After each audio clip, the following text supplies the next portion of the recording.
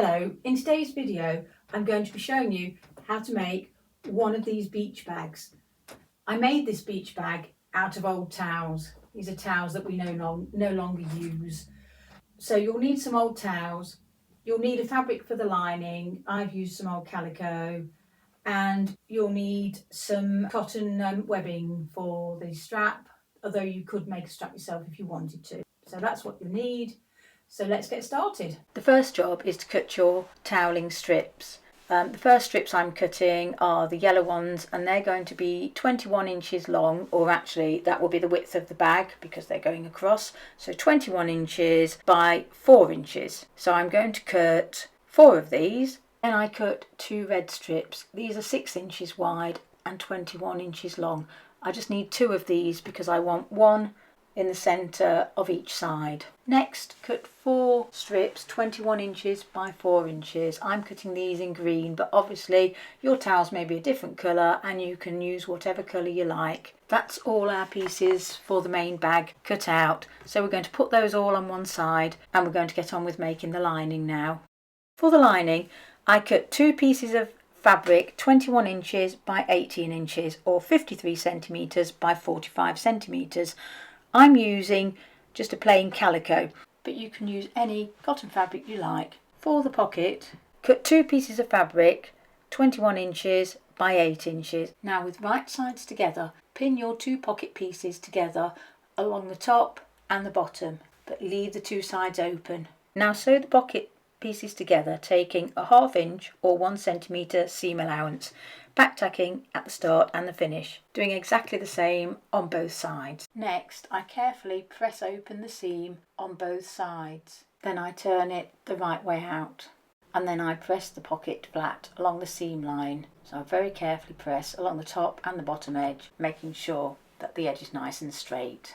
The next step is optional, but I chose to put a strip of bias binding over the top of my pocket. To begin with, I fold it in half and finger press.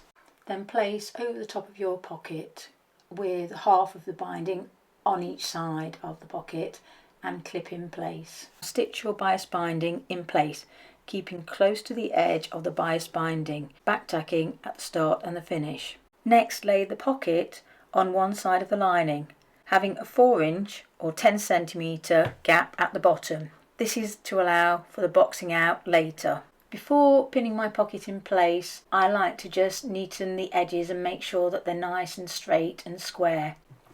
Then I pin or clip my pocket in place. Do exactly the same with the other side of the pocket.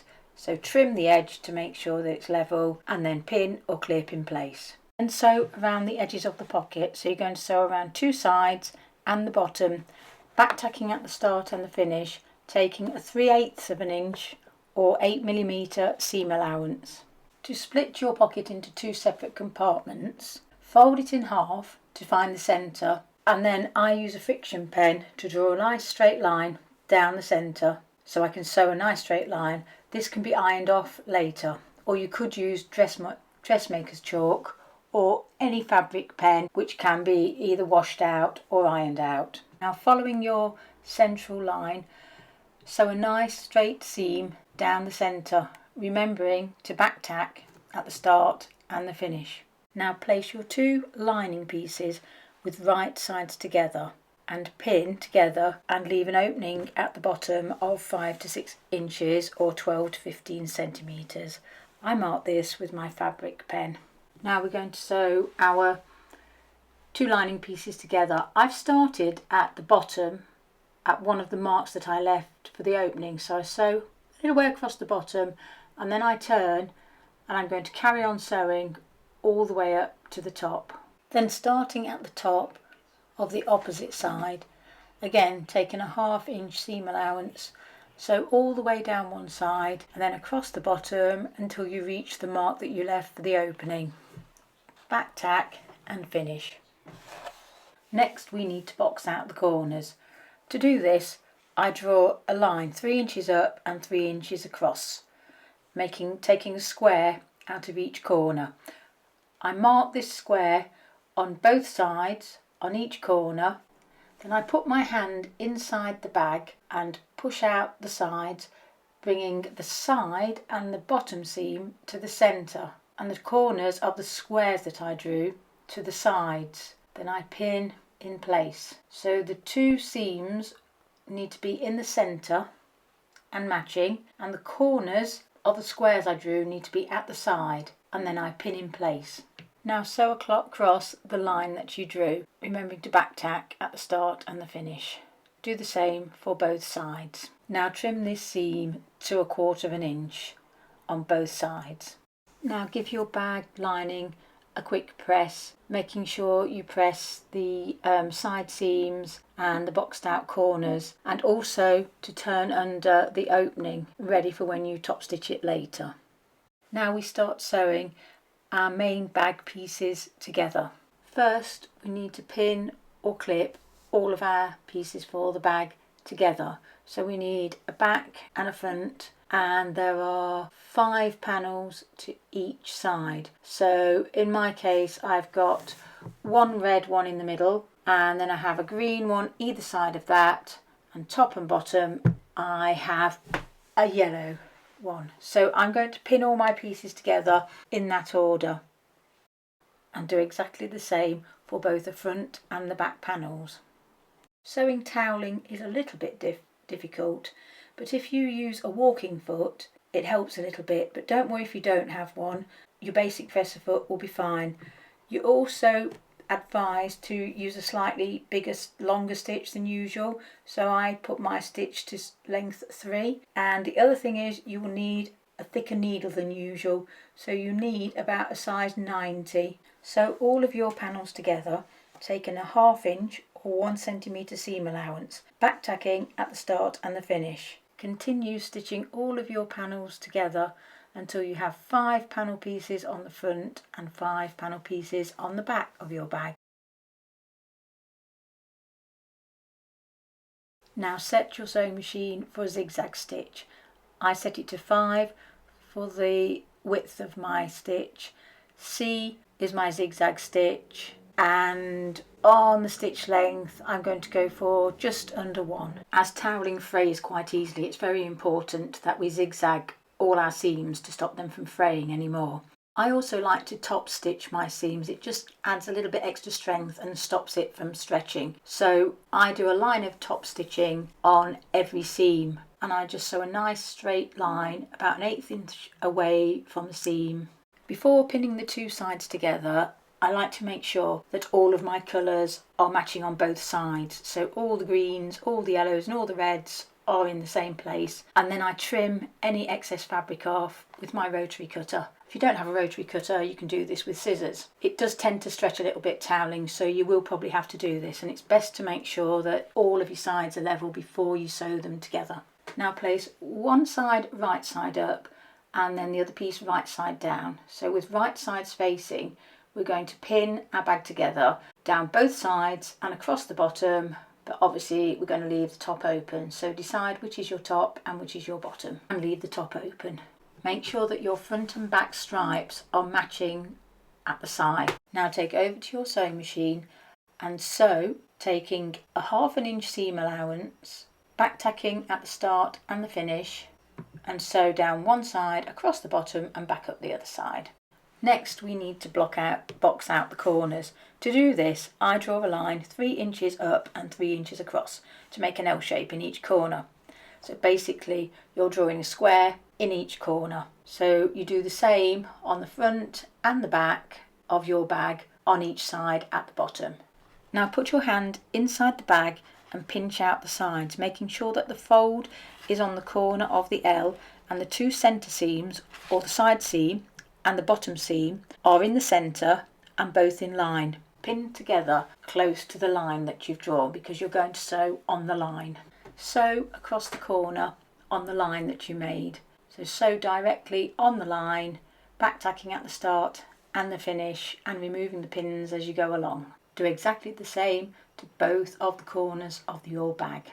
Now trim these seams to 1/4 inch, and then you can either overlock or zigzag stitch them just to stop them fraying. Next we need to attach the straps. I started by turning under about 3/4 inch on each side of the handles. and I measure 6 inches in from each side and about 7 inches down from the top edge.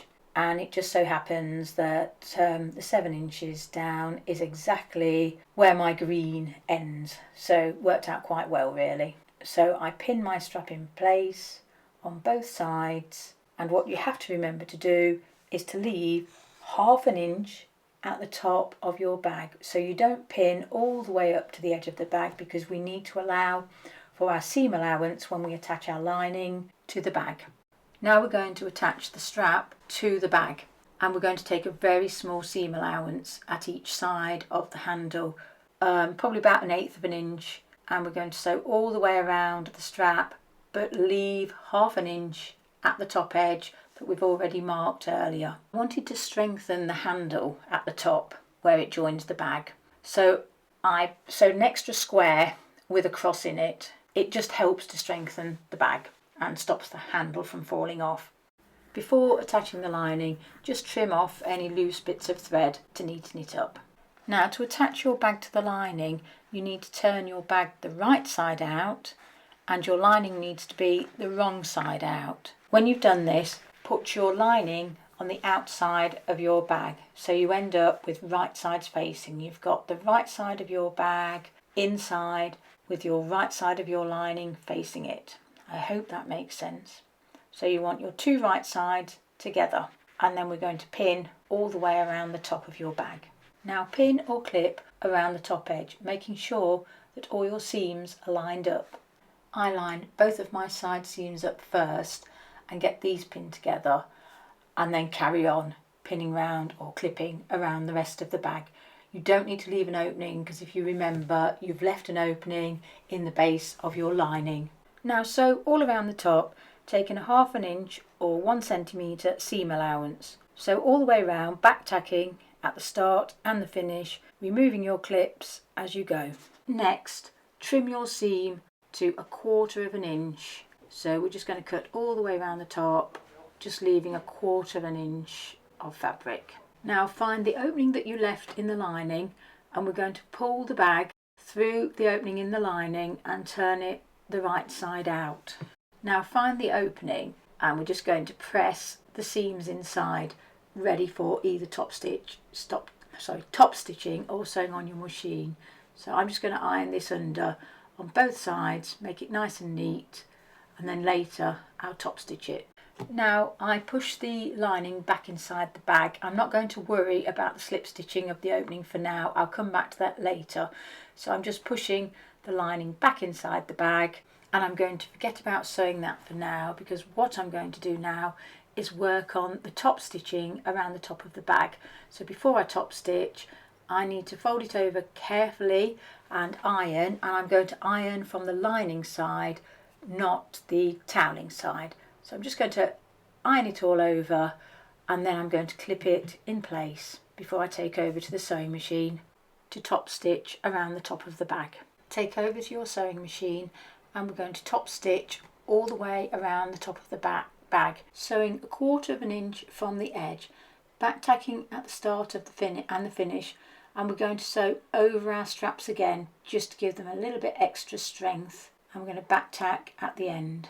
All that remains to be done now is to slip stitch our lining together where we left the opening to turn the right side in. So we're just going to clip the two sides together, ready for sewing. So now thread your needle and tie a knot in it, and then we're going to slip stitch the gap closed. If you prefer, you can just sew this closed on your sewing machine. If you don't know how to slip stitch and you would like to know, I have a separate video just on slip stitching, or it can also be called ladder stitching, and I will share that link in the description, along with all the fabric measurements that you will need. Thank you very much for watching. I hope you've enjoyed this video. If you have, could you please like and subscribe? And I do hope you managed to make one of these beach bags out of your old towels. Thank you very much.